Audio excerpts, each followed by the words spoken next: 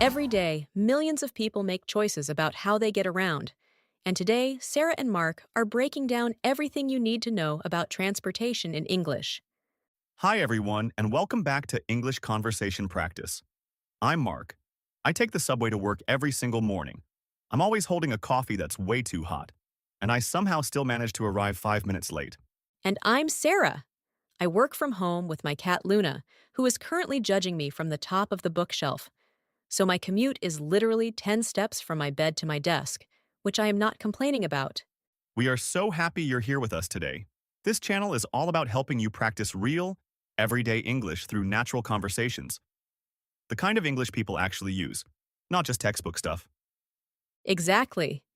And if this is your first time joining us, welcome. If you've been here before, welcome back. We missed you. Today's topic is transportation. How do people get around? What do you say in English when you talk about your commute, your daily travel, your trips? It's a topic that touches everyone's life. Whether you live in a big city, a small town, or somewhere in between, you travel. You get from point A to point B. And today, we're going to give you the English vocabulary and the natural phrases to talk about all of it. So grab your coffee, get comfortable, and let's get into it. All right, Sarah, let's start simple. How did you get around today? Obviously, you didn't go far. No, I really didn't. But actually, I did go outside this morning. I walked to the bakery down the street, so technically, my transportation today was on foot. On foot, that's our first phrase. When you walk somewhere, you say you go on foot. Not by foot. That's a common mistake. You say on foot. Right. So you can say, I went to the bakery on foot. Or, I usually go to the pharmacy on foot because it's close. It sounds a little formal, but it's very natural in conversation. You can also just say, I walked. Both are correct. I walked to the store. I went on foot. They mean the same thing. What about you, Mark? How did you get here today? I mean, to the recording session. Obviously, we're not in the same place physically. Right, we're recording remotely today. But this morning, I took the subway, like I do almost every day. The subway, for anyone who doesn't know, is the underground train system in a city. Some people call it the metro, or the tube if you're in London, or the underground. In French, we say le métro, which is pretty close to metro in English. A lot of cities use that word. Paris, New York, Tokyo, Madrid. Exactly. And I love the subway because I don't have to think about traffic. I just get on, I put my headphones on, and I zone out for 20 minutes. Zone out. Great expression. That means to stop paying attention, to let your mind wander. Like you're physically there, but mentally somewhere else. Yes, I zone out, I listen to a podcast, sometimes this one, actually. You listen to our podcast on the subway? Of course, I need to review the material. That's dedication, Mark. Okay, so we have on foot. We have the subway. Let's talk about more ways to get around. What about the bus? The bus is probably the most common form of public transportation in the world. Almost every city has buses. And in English, we say, I take the bus, not I go by the bus, just I take the bus. Or, I ride the bus. That also works in American English. Yes, I ride the bus is very natural in the US. You can also say I catch the bus, which means you get on the bus before it leaves. Oh, I love catch the bus. It has that sense of urgency, like, quick, run, catch the bus. Exactly. And the opposite is miss the bus. You were late and the bus left without you. Which has happened to me, more than once. Actually, more than I'd like to admit. What do you do when you miss the bus? Usually I stand there for a second, feeling sorry for myself, and then I check when the next one comes. That is extremely relatable. The next bus, the next train. You can check the schedule on your phone. Schedule in English. In American English, we say schedule. In British English, it's schedule. Good point. Same word, different pronunciation. Both are correct, just depends on where you are or who you're talking to. Okay, let's talk about cars. Because not everyone takes public transportation. Lots of people drive. Right? If you have a car, you drive to work, you drive to school, you drive to the supermarket. I drive to work. I drove there. I'm going to drive. And we say by car. I came by car. I go to my parents' house by car. Yes. By plus the type of transportation without the. By car, by train, by plane, by bus, but not by the car. That's incorrect. That's a really important grammar point. By car, by train, by plane. No article.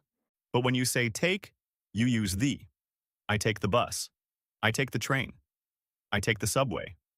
With take, you need the article. So, I go by bus. Or, I take the bus. Both are correct, but the grammar is different. Exactly. Let's keep going. What about taxis? Taxis are great when you need to get somewhere quickly and you don't want to drive yourself. In English, you say, I took a taxi, or I called a cab. Cab is another word for taxi. And now, of course, there are apps like Uber and Lyft, ride-sharing apps. You open the app, you request a car, and a driver comes to pick you up. The expression is, I ordered an Uber, or I called a ride. It's become so common that people use Uber as a verb sometimes. Like, should we just Uber there? Language evolves. New technology, new vocabulary. Absolutely. And ride sharing is really useful in situations where public transportation doesn't reach, or late at night when the buses and trains stop running. True. I've taken a lot of late-night Ubers after long evenings with friends. Same. No regrets. Okay, bicycles. We have to talk about bikes. Yes. Cycling is becoming more and more popular, especially in cities. People ride their bikes to work, to school, to the market. It's healthy, it's eco-friendly, and it's free once you have the bike. In French, we say faire du vélo or aller à vélo. In English, it's I ride my bike or I cycle to work. And many cities now have bike-sharing programs. You rent a bike for a short trip and leave it at a station near your destination. In Paris, there's Velib. In New York, there's City Bike. In London, there's Santander Cycles. I love bike sharing. It's perfect for short distances when you don't want to bother with the subway or a taxi. The downside is weather. You can't really ride a bike comfortably when it's raining hard or when it's very cold. Unless you're very committed. Or slightly crazy. Or both. Okay, we're going to take a short pause here, but don't go anywhere. When we come back, we're talking about longer trips. Trains, planes, road trips, all of it. Welcome back to English Conversation Practice. I'm Mark, and I'm here with Sarah, and we are deep into our conversation about transportation. Very deep.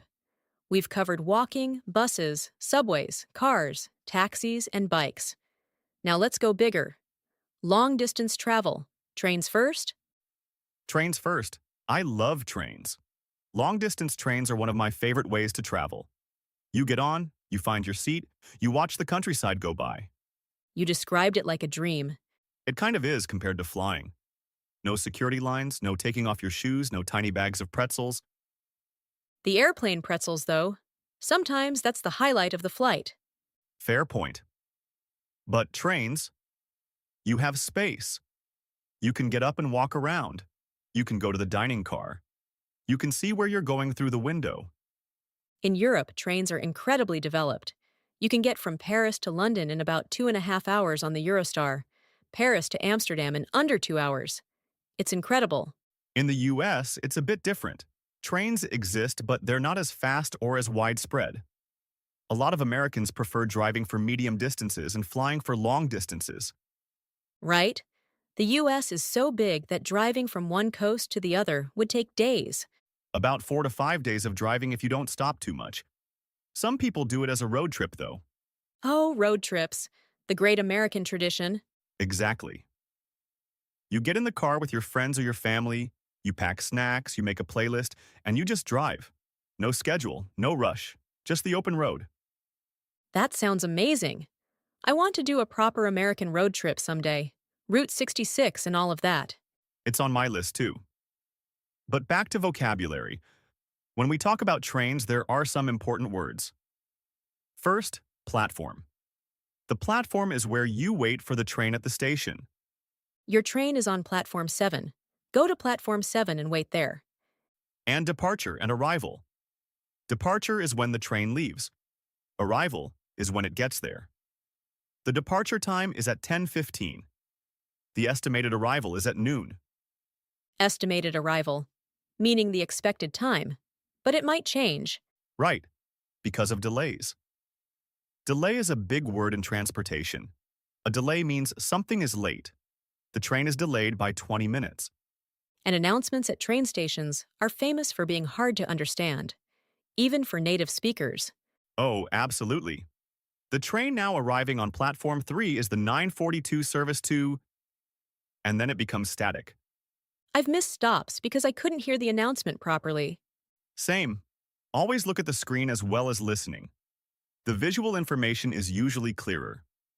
Good advice. Okay, flying. Let's talk about air travel. Airplanes. The fastest way to cover long distances. You say, I flew to London, or I took a flight to Barcelona. You can also say, I traveled by plane. The airport experience is an experience. That's diplomatic. I have mixed feelings about airports. Mixed feelings. Great expression. It means you have both positive and negative thoughts about something. Not completely good, not completely bad. Right? The positive. Airports are exciting. They represent travel, adventure, new places. I love looking at the departures board and seeing all these destinations: Tokyo, Buenos Aires, Cape Town. It makes you want to just pick one and go. Exactly. The negative. Airports are stressful. You have to arrive early. You have to check in, go through security, find your gate, and then usually wait. Security is the part that slows everything down. Taking off your shoes, putting your laptop in a separate bin. The liquid rules. You can only bring small containers of liquids in your carry-on bag. I always forget something and have to throw it away at security. Last time it was a bottle of water I just bought in the departures hall. Very annoying. The classic mistake. Once you're through security, though, you're in the terminal. You find your gate. You board the plane. Board. To board means to get on. Boarding begins at 2:30. We are now boarding rows 15 through 30. And when you land, that's the verb for when the plane arrives and touches the ground. We landed in New York at 6 in the morning. And then you go through immigration if you're in a different country. Collect your luggage from baggage claim. Baggage claim is the area where you wait for your suitcases to come out on the conveyor belt. That belt that goes around and around. Everyone's staring at it, waiting for their bag. The quiet tension of baggage claim. Will it come? Won't it come? Did it get on the right plane? Has my bag been lost? Every traveler's nightmare. Has it happened to you? Once, flying back from a trip, my bag went to a completely different city. It arrived 2 days later. That's awful. I'm sorry. It was stressful at the time, but honestly, the airline found it and delivered it to my door. So it worked out. But I was very nervous for those 2 days. Now you always carry essentials in your carry-on? Always. Change of clothes, charger, anything important. Always in the bag that comes with me on the plane. Smart. Okay, boats and ferries. Not everyone thinks about water transport, but it's actually really common. Right. If you live near a coast, a river, or a lake, boats might be a regular part of life. A ferry is a boat that carries passengers, sometimes cars too, across water. In France, there are ferries to England, to Corsica, to various islands. It's a very practical and often scenic way to travel. I took a ferry from the mainland to an island last summer. It was a beautiful trip. The water was calm, the sun was out. We were on the deck watching the waves. That sounds idyllic. It was. But I've also been on a ferry when the water was rough, meaning the waves were big and the boat was rocking back and forth. Rocking, moving from side to side, like a cradle. Like a very large, uncomfortable cradle on the ocean. Some people get seasick. Seasick. That means you feel nauseous and unwell because of the movement of the boat. The sea equivalent of carsick or airsick. Yes, carsick in a car, airsick on a plane, seasick on a boat. If movement makes you feel ill, there's a word for each situation. Good to know. And good to know what medicine to bring if you're prone to that. Definitely. Now, one more mode of transport that's become really popular: electric scooters. The ones you rent with an app and ride on the street or bike lane. Oh, they're everywhere now in cities. You scan a QR code, the scooter unlocks, you ride it to your destination, and you leave it there. They're called e-scooters or electric scooters, and they're great for the last mile, meaning the short distance between where public transport drops you off and where you actually need to go. The last mile problem. That's a real thing in urban planning. Public transport gets you close, but not always exactly where you need to be.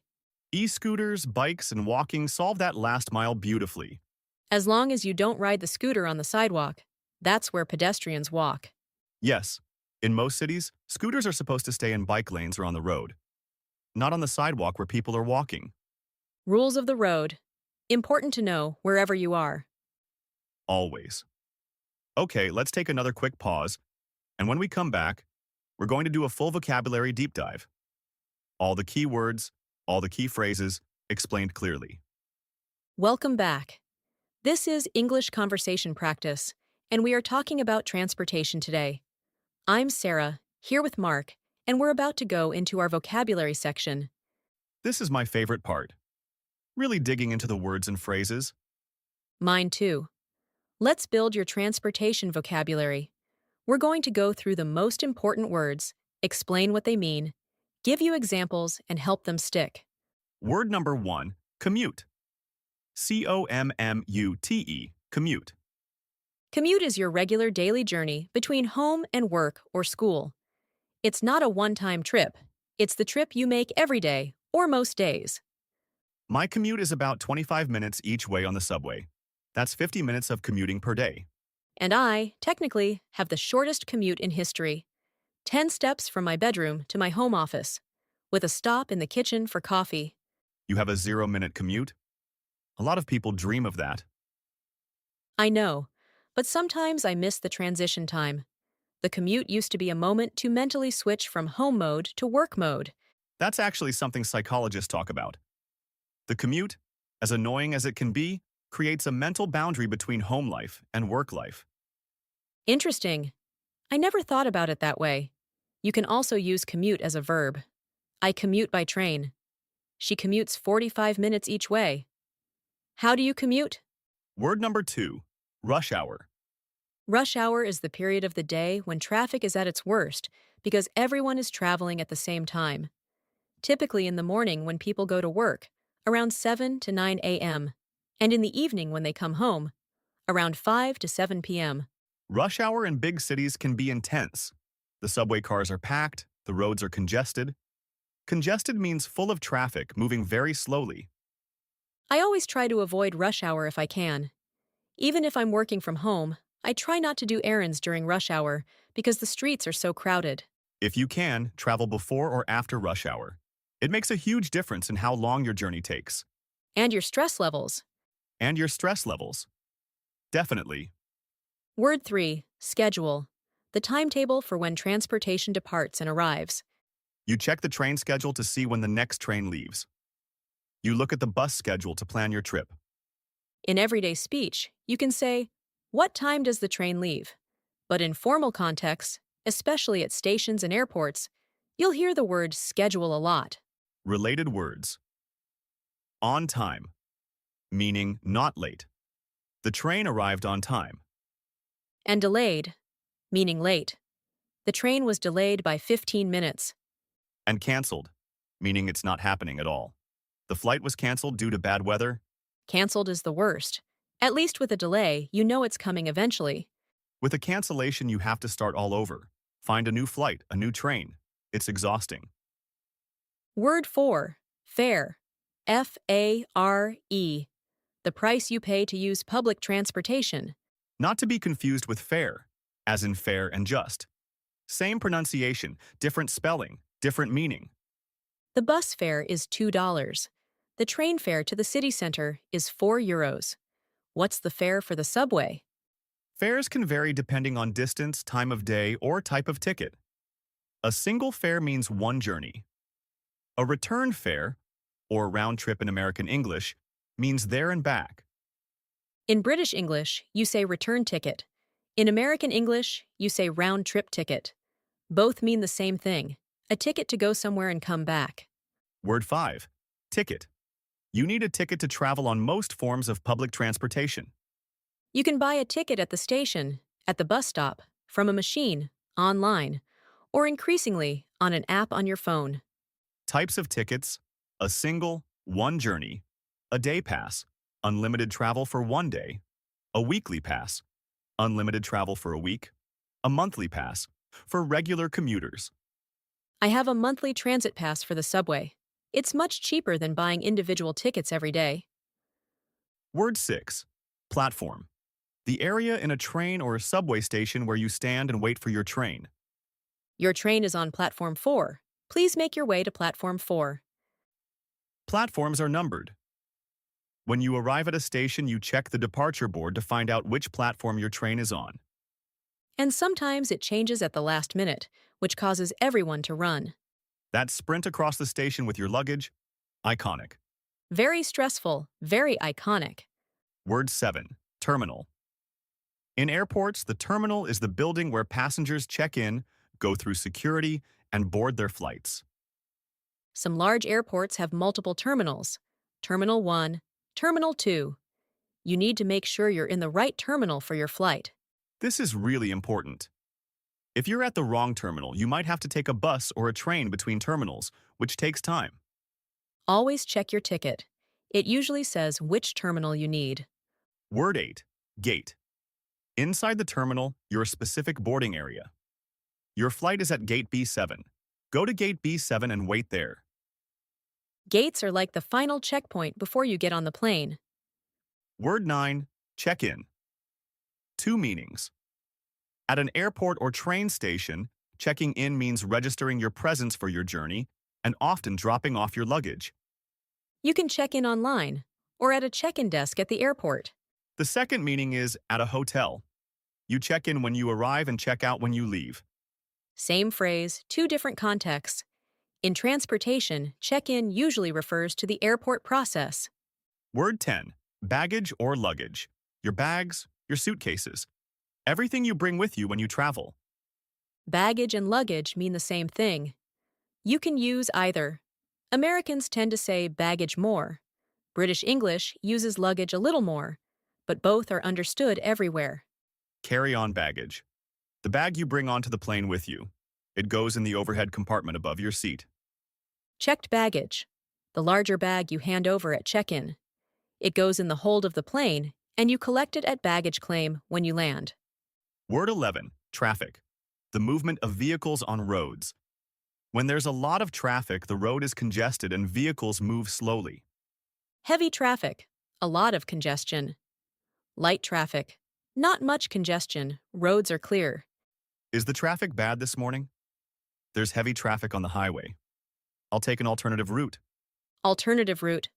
A different path to avoid the traffic. .gps apps like Google Maps or Waze are really useful for finding alternative routes in real time. I cannot drive without GPS. I have absolutely no sense of direction. I believe you, Sarah. Mark has witnessed this. I have. Word 12. Intersection and roundabout. An intersection is where two roads cross. A roundabout is a circular junction where cars go around a central island. Roundabouts are very common in Europe and the UK. In the US, intersections with traffic lights are more common. Traffic lights, or traffic signals. Red means stop. Green means go. Amber or yellow means prepare to stop. Pedestrian crossing. The marked area where people walk across the road. Crosswalk in American English. Zebra crossing in British English. Zebra crossing because the stripes look like a zebra. That makes perfect sense, actually. English is logical sometimes. Sometimes. Okay, let's keep going. Word 13. Directions. When you're navigating, you give or receive directions.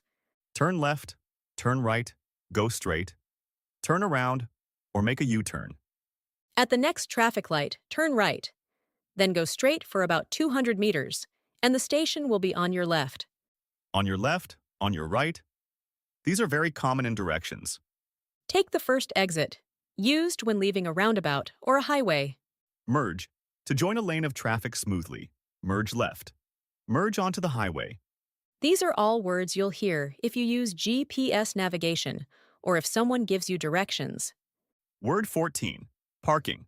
Where you leave your car when you arrive somewhere. Park the car. To leave it in a parking space. I parked on the street. I parked in the parking garage. Parking lot.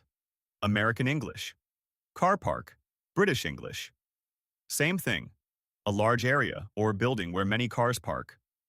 Parallel parking. Parking alongside a curb between two other cars. One of the most feared driving skills. Feared but necessary. And word 15. Our last vocabulary word for this section. Eco-friendly transportation. Transportation that is good for the environment. Walking is eco-friendly. Cycling is eco-friendly. Electric vehicles produce fewer emissions than petrol cars. Emissions. The gases produced by burning fuel. Carbon emissions are linked to climate change. Public transportation is generally better for the environment than individual car use because one bus carries many people who would otherwise each be driving a separate car. So taking the bus or the train, even if it's less convenient, is better for the planet. Every choice matters. Okay. Incredible vocabulary section. Let's take a breath, and then we're coming back for the final part of today's episode. Welcome back to the final part of today's episode of English Conversation Practice. I'm Mark, and this is Sarah, and we have been talking about transportation for the past 20-something minutes. And hopefully, your English vocabulary around this topic has grown quite a bit today. Let's do a quick conversation practice section before we wrap up. I'm going to ask you questions, you answer, and then we'll flip it. Viewers at home, try to answer before Sarah does. Pause the video, think of your answer, then press play. I love that. Okay, go. Sarah, how do you usually get around in the city? Good question. So, for short distances, and since I work from home, I mostly walk. I go on foot to the bakery, to the pharmacy, to the park. If I need to go further, like to meet a friend across town, I'll take the subway or I'll call a ride. And do you drive? I have a license, but I don't own a car. In the city, it's just not practical for me. Parking is expensive, traffic is stressful. I'd rather take public transport or walk. What about you? I drive occasionally on weekends if I'm going somewhere that's hard to reach by train. But for my daily commute, it's always the subway. Door to door, it's actually the fastest option for me, even accounting for wait times and walking to the station. That's the thing people don't always realize. When you add up the door-to-door time, public transportation is often faster than driving, especially in dense cities. Exactly. You're not stuck in traffic. You're not looking for parking. You just go. Okay, my turn to ask. Mark, have you ever had a really bad travel experience? Oh, where do I start? Okay, my worst one. I was flying back from a work trip. My flight was delayed by 3 hours. Then we boarded the plane and sat on the runway for another hour and a half before we actually took off. That's agony. And then when we finally landed, my luggage didn't arrive. The bag came 2 days later, So the whole thing was a disaster. from start to finish. But here's the thing. I've had so many wonderful travel experiences too. That one bad trip is not representative of the whole. That's a healthy attitude. One bad experience doesn't define the whole thing. Exactly. What about you, Sarah? Best travel memory? Oh, easy. I took a long train journey through the mountains a few years ago. Snow outside the window, warm inside the train, a good book, a cup of tea. It was one of the most peaceful afternoons of my life. That sounds perfect. It genuinely was. The train stopped at small mountain stations, tiny towns with a few houses, and a lot of pine trees. It felt like being in a film. Trains do that. They show you the world at a human pace, not rushing at 900 kilometers an hour like a plane, not stuck on a motorway like a car, just moving through the landscape. Beautifully put. Okay, let's talk about some common English phrases and idioms related to transportation, because English loves a good transportation metaphor. Oh yes, English is full of them. Let's start with drive someone crazy. To drive someone crazy means to really annoy them. The noise from the construction outside is driving me crazy. Nothing to do with actual driving. Or in the fast lane. Living in the fast lane means having an exciting, busy, often intense lifestyle. She's really living in the fast lane. Traveling every week, working nonstop.